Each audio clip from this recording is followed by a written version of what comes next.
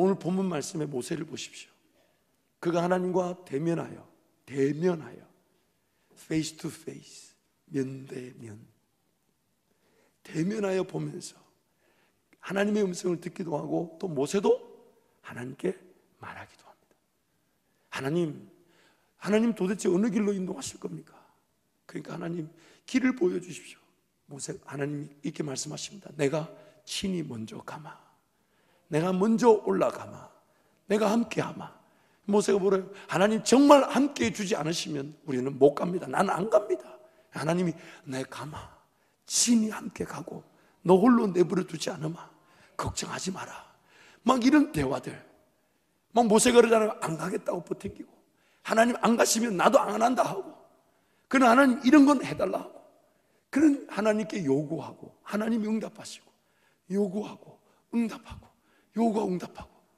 근데 그 요구하고 응답하는 것이 어디까지 가냐? 성경이 이렇게 말합니다. 하나님 우리와 함께 가시는 걸 내가 무엇으로 알겠습니까? 얼굴 한번 보여주십시오. 그런 기도 여러분 해보셨죠? 하나님 그분을 느끼고 경험하다 보니 그가 어디까지 기도하냐? 하나님 영광을, 그 얼굴을 한번 보여주십시오. 그러니까 하나님이 뭐라 하십니까? 너는 죄인이라 아무리 용서를 받는다 해도 내 얼굴을 보면 너는 죽게 되니까. 그러면서 하나님이 어떻게 하십니까? 그러면 내가 내 등을 보여줄게. 내 등을 보여줄게.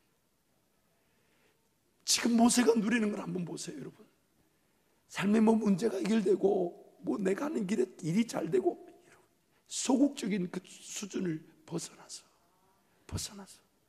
삶 자체의 궁극적인 자유와 행복, 이 땅의 삶이 끝나고 나면 저 영원한 천국에서 누리게 될 그 영광을 하나님은 모세와의 관계를 통해 그에게 궁극적으로 드러내어 주신 거예요.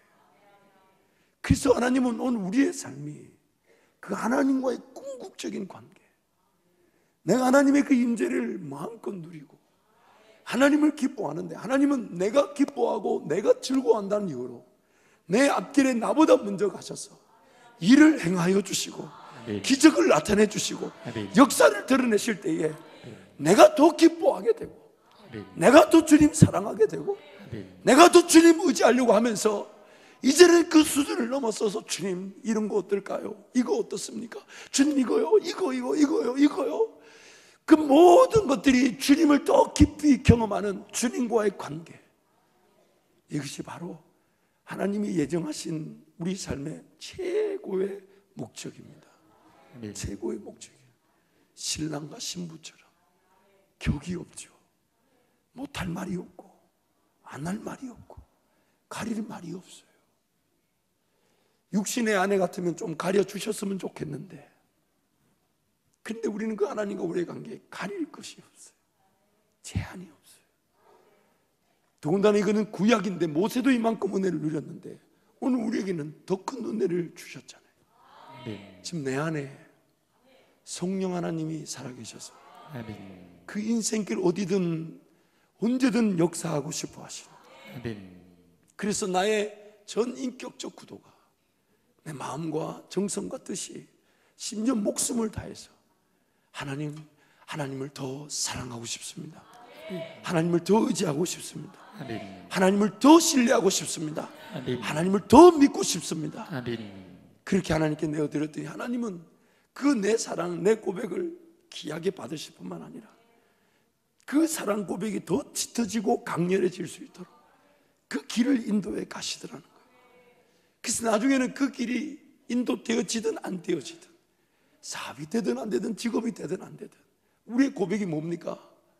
무화과 나뭇잎이 마르고 포도 열매가 없고 감람나무 열매가 없으며 논밭에 식물이 없고 우리의 양떼 없고 외양간 소가 없어도 난 여호와로 인하여 즐거워하며 구원의 하나님을 인하여 기뻐하리로다. 하나님의 예정하심입니다. 오늘 우리는 그 길을 지금 걸어가고 있습니다. 여러분, 모세는요, 오늘 본문에서 보면 하나님의 등을 보잖아요. 근데 민수기 14장을 가면 더 놀라운 하나님의 역사를 모세를 통해 나타나게 됩니다. 가나안 정복 작전을 앞서 정탐을 하게 했습니다. 12명을 보냈습니다. 12명이 돌아와서 하는 말이, 하나님 말씀하신 것처럼 적과 꿀이 흐르긴 흘렀지만, 그러면서 이 10명이 그 땅을 혹평합니다.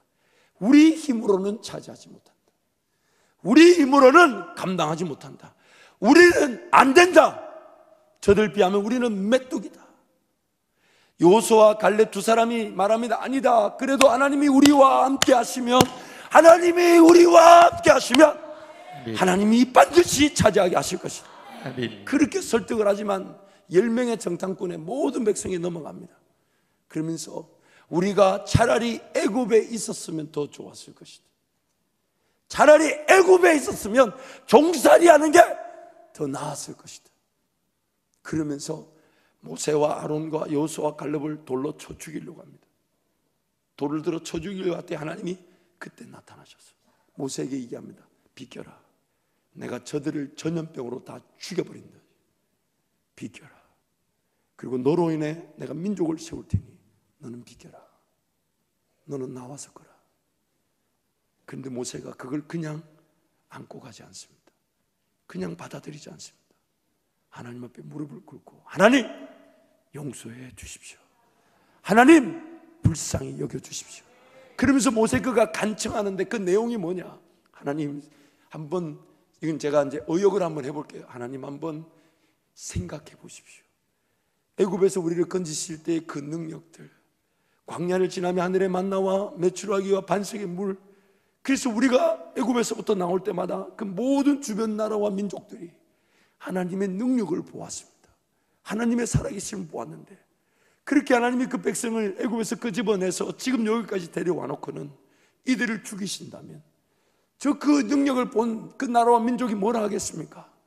하나님이 자기 백성을 애굽에서 끄집어내긴 했지만 그 자기 하나님의 땅에 들여보낼 만한 능력이 없어서 저들이 하나님의 능력 없어 죽었다고 그렇게 평가당하지 않겠습니까? 하나님 불쌍히 여겨주십시오. 하나님은 그 모세의 그 간청, 그 내용을 그대로 받아주셔서 그들에게 심판하지 않으시고, 물론 그 불순종했던 세대들은 그들의 불평과 원망과 불신으로 40년 광야에서 다 죽었지만 그 다음 세대들은 그 모세의 기도대로 아무것도 묻지 않으시고 그 약속의 땅에다 집어넣어 주셨습니다. 오늘 우리의 삶은 둘 중에 하나입니다. 우리는 예수를 믿었기 때문에 천국 간다 지옥 간다가 이미 확정된, 천국과 지옥의 문제가 더 이상 우리의 신앙의 문제가 아니에요. 근데 우리의 신앙의 문제는 뭐냐?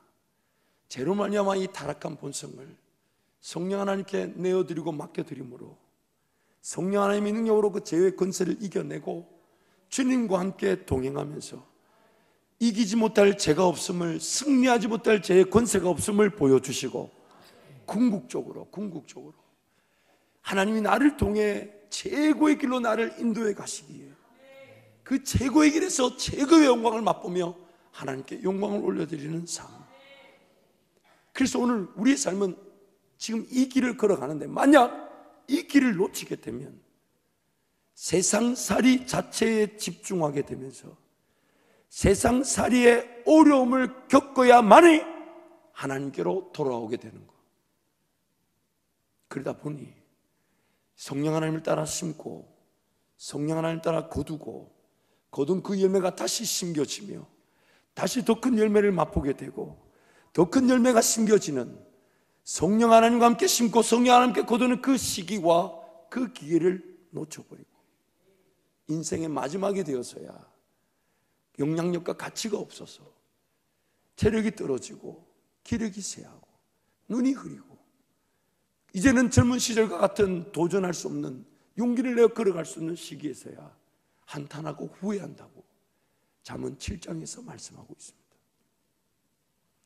하나님은 지금 저와 여러분의 삶이 하나님과 함께 깊은 동행을 통해 한 걸음 한 걸음이 더 가치 있고 더 놀라운, 하나님이 더 빚어 쓰시고자 하시는 훈련의 길, 인내의 길을 걷게 하시고, 훈련의 길, 인내의 길을 겪으며 세상의 방법대로 나는 살 수 없구나, 세상의 가치대로 살 수 없구나, 세상살이가 내 손에 올려지는 순간 내 삶이 내 손에서 죽어지게 되겠구나. 그걸 빨리 깨닫고 하나님을 절대적으로 의지하고 하나님을 신뢰하며 하나님의 뜻을 기다리고, 그래서 하나님이 보여주시면 보여주시는 길만 가고 열어주시는 길만 가고 매 순간 하나님의 임재만 확인하고 하나님의 동행을 확인하고 하나님 나와 함께 하신지 안 하신지를 늘 기억하고 그게 매달려 삶을 살아갈 때 하나님이 능력을 주시고 경험의 기회를 주시고 기적 같은 역사를 맛보게 하시면서 내가 이제는 남은 평생을 우리 주님과 그 하나님과 모세의 관계처럼 대면하면서 주님을 배우면서 내 모든 걸 손을 올려드리고 주님도 응답하여 주시는 그 은혜를 누리게 되는 것입니다. 우리는 지금 그 길을 걸어가고 있습니다. 우리란 존재는 하나님을 섬기지 않으면, 첫 번째는 하나님을 알지 못하니 하나님의 능력과 권세가 아닌 인간적 능력과 권세로만 살아갈 수밖에 없습니다. 두 번째는 하나님을 경험하고 알아야만이 나를 알게 됩니다. 왜냐하면 나를 지으신 분이 하나님이시니까. 그런데 나를 안다는 이 정체성은 둘 중에 하나로 가지게 됩니다. 지으신 하나님을 섬기고 그분을 배우면 내가 뭘 잘하는지. 여러분, 잘생겼다 못생겼다 이런 게 하나 중요하지 않아요. 자기 길 걸어가면 못생긴 사람도 잘생기게 보여요. 그렇지 않습니까? 보세요, 제가 신방 다니니까 다 잘생겼다 하잖아요. 왜요? 자기 길 걸어가는 그 사람이 멋진 겁니다. 하나님이 그 사람과 함께 동행하며 그 사람만 하는 은혜를 그 사람이 누리면서 하나님과 함께 동행하는 자기 길 걸어가는 사람이 매력 있는 거예요. 그래서 여러분 눈이, 제가 못생겼던 얼굴이 잘생기게 바뀐 게 아니에요. 여러분 눈이 바뀐 거예요. 하나님이 저를 보는 사람마다 바뀌어놨고, 그 중에 제일 대표적인 사람이 저하고 같이 영원히 살아가는 그 사람 아닙니까? 뭐 이제 와서 후회본들 여러분 그런 거죠. 그래서 하나님을 알아가면 나라는 존재를 발견하고 자신감이 생깁니다. 하나님 그분이 나에게 너 이런 거 잘한다, 두렵고 떨림으로 그거 잘하는 거 한번 시도해봤더니 일이 되네. 하나님 감사합니다 했더니 하나님이 그 일이 된 그 일, 내 은사, 내 장점이 쓰여진 그것을 계속 기회를 주신단 말이에요. 그래서 그것을 누리게 되는데, 만약 하나님을 모르고 하나님을 섬기지 않으면 나란 존재의 이 가치를 어떻게 발견하게 되냐? 세상살이에서 발견하게 됩니다. 세상살이는 여러분 안대로 내 가치, 내 영향력을 존중해주고 기다려주지 않습니다. 끊임없는 경쟁입니다. 누군가가 실수로 쓰러지지 않으면 의도적으로 그 사람을 이겨야만 하는 그런 세상살이. 그러다 보니 그 가운데서 발견되는 나의 정체성은 저 사람은 저것도 잘하는데 나는 이거 못하네. 저 사람은 저걸 잘하는 나는 못하네. 자기 잘하는 걸 발견하기보다는 다른 사람들하고 비교해서 못하는 거, 약한 거, 부족한 것만 발견하기 시작해요. 그래서 나는 안 돼, 부족해. 뭐 한번 하자 그러면 저 사람 시켜. 뭐 한번 계획하자 그러면 저 더 잘해. 지금 하나님 나에게 말씀하시는데 그 음성을 듣지 못하니 세상살이에 갇혀가지고 나를 발견하는 것은 끊임없이 약하고 부족하고 연약하고 이거 못하고 저거 못하고 뭘 잘하는지를 보지 못하고 못하는 것만 계속 찾아요. 계속. 제가 예수 믿고 나서 제일 행복했던 게 뭐냐? 제 수많은 약점들에 대해서 관심이 없게 되었다는 거. 교만하다, 건방지다, 무지하게 무례하죠. 저도 알아요. 저하고 제가 한 번은 어느 장로님이 저하고 통화한 내용을 녹음을 해놓으셨더라고. 여러분 무서워요. 그래서 제가 목소리를 직접 한번 들어봤더니 제가 들어봐도 제 목소리가 굉장히 무례하더라고. 이게 경상도 사투리인데다가 말을 강하게 해놓으니까 이게 무례하게 들리는구나. 저도 제 전화 목소리를 처음 들어보고 깜짝 놀랐어요. 그런데 하나님은 그 무례하고 건방지고 교만한 거 아시지만은 한 가지, 제가 잘하는 거 그 한 가지, 제가 잘하는 그 한 가지에만 집중하게 하시고 그것만 붙들게 하셨어요. 그래서 저는 절대로 약점을 보완하려고 하지 않았어요. 그건 하나님 은혜를 구하며 적절하게 다른 이들에게 피해를 주지 않을 정도로 하나님 제 약점을 통해 다른 이들에게 피해를 주지 않도록 저를 지켜주시고 제 모든 관심은 저를 지으신 하나님의 목적, 나만이 감당할 수 있는 거, 내가 아니면 안 되는 거, 저만이 가진 게 있잖아요. 우리 모두가 하나님의 그 독특한 개성을 다 가지고 있습니다. 약점을 통해서는 나의 약점을 장점으로 가진 사람과 연합하면 되는 거고, 제 장점이 하나님께 열매를 맺게 되니까 거기에만 귀를 기울이는 거예요. 우리 원로 목사님과 이렇게 대화를 하다 보면 참 많은 걸 배워요. 여러분 그거 아시죠? 여러분 수명이 여기서 최소 100세까지 사신다는 거 주요할 문제가 아니라 사실입니다. 사실. 여기 계신 우리 어르신들은 다 최소 100세까지 사십니다. 지금 우리 어르신들 보면 90에 돌아가시니까 여러분 100세고 저하고 비슷한 연배 되시는 분들은 120까지 삽니다. 120까지 살기 싫어도 살아야 된대요. 너무 누구 아무나 죽을 수 있나요? 그러나 또 우리 자녀들은 더 길어질 수도 있다고 하는데 어쨌든 100세 시대가 왔어요. 그런데 그런 얘기를 쭉 받다 보니까 이제 원로 목사님 그 얘기 들으시더니 저한테 그러시는 거예요. 김 목사, 네하고 나하고 원로 같이 한대. 그 얘기를 또 하시는데 제가 깜짝 놀랐어요. 아니 저는 한 번도 그렇게 생각 안 해봤거든요. 근데 목사님 그 얘기 하시는데 제가 순간 놀라가지고, 근데 가만히 생각하니까 그걸 아니라는 게 또 목사님께 무례함이 되고 그렇잖아요. 그게 맞더라고요. 근데 그 얘기를 듣는 순간 제가 경각심이 생겼어요. 이제 내가 19년밖에 안 남았구나. 왜냐하면 지난날에 지금 22년째 사역을 왔는데 순식간에 지나갔거든요. 여러분 인생이 그렇지 않나요? 이제 벌써 1년이 지나갔으니 저한테는 19년밖에 안 남은 거예요. 원로 목사님 그 얘기를 듣고 기도해요. 하나님, 저는 은퇴하고 뭐 해야 되겠습니까?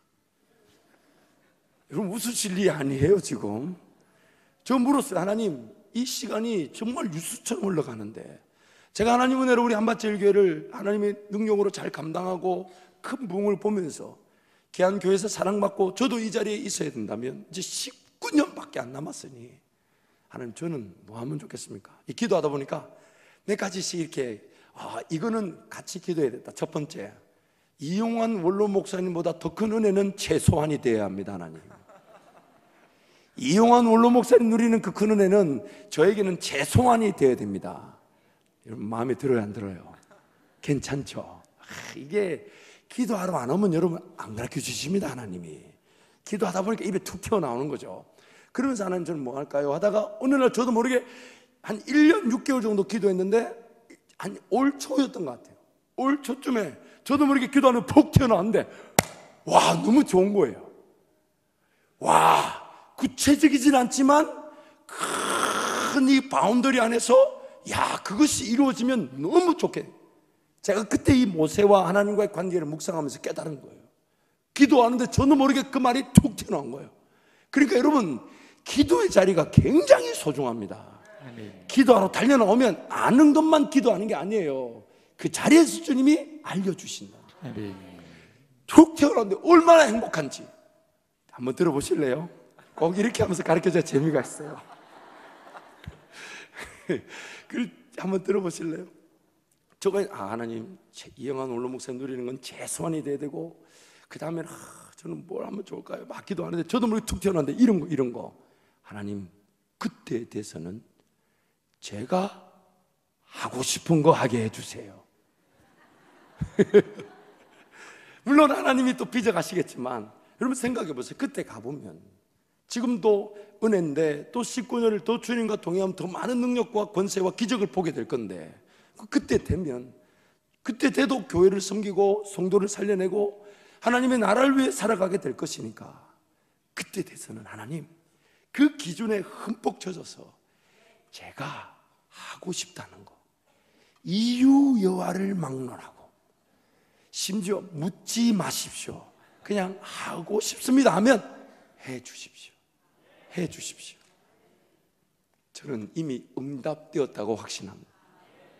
물론 그 과정 속에 주님도 사랑하고 주님도 귀하게 만나고, 정말 그 주님의 일하심의 원리와 주님의 뜻, 주님의 거대한 목적들, 제 시간이나 물질이 더 훈련을 받아 주님이 쓰시기에 편한 통로가 될 수 있도록, 물질에 얽매이지 않으면, 시간에 얽매이지 않으면 더 많이 내어드리고 맡겨드려서 온전히 주님께 기속되는, 완전히 성령에 사로잡히고 성령의 인도하심에 중독이 되는, 그래서 그때 돼서는 하나님 그렇게 될 걸 믿고 제가 하고 싶은 거 마음껏 하고 저지르고, 주님이 책임져 주시던 일을, 역사를 일으키시던 나 할 바 아니고 내 하고 싶은 거 하게 해주세요.